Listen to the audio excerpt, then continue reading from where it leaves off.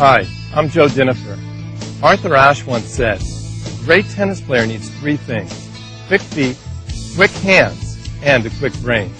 This three-part video series is designed specifically to help players achieve those three.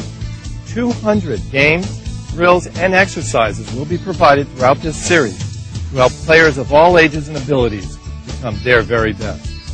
Before starting this volume, I want to particularly thank Derek Amiel, one of the leading tennis-specific fitness trainers in the United States, for his help in the development and production of this video. We have divided this three-volume video series into 7 segments.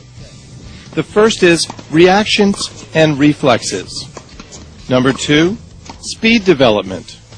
3 is plyometrics. 4, agility and balance. 5, speed endurance. 6, strength training for the core and lower body. And number 7, stretching and flexibility.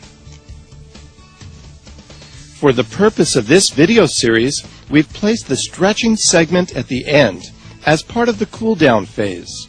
We also have not specified the exact amount of time or number of repetitions for each exercise. This obviously depends on the ability and goals of each athlete and whether or not they are in their preparation phase, pre-competitive phase, or competitive phase of training. During these various phases of training, the number of repetitions, duration, and intensity of each of our 7 focus areas will vary. Here's a chart you may want to use as a guideline to set up your training programs. A few other important guidelines are: number 1, no more than 5 of these various activities should be trained in any one session.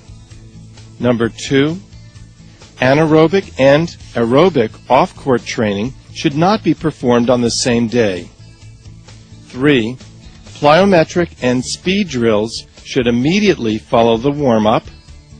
4, resistance training should follow all other activities. And number 5, warm-up, flexibility, and cool-down phases are mandatory. All this kept in mind, the simple rule of thumb for competitive athletes is to have a year-round average of 2 parts actual on-court hitting and 1 part non-racket physical training. So, with the assumption that our players have first stretched before beginning their active training routine, let's get started with this volume of explosive power training.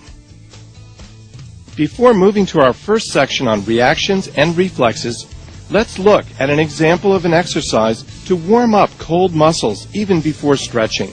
We call it jog and toss. And, as you can see, it adds another dimension to a few laps around the court. Players simply toss a ball over their heads while jogging, and when it reaches the last person, that person will move quickly to the front to continue.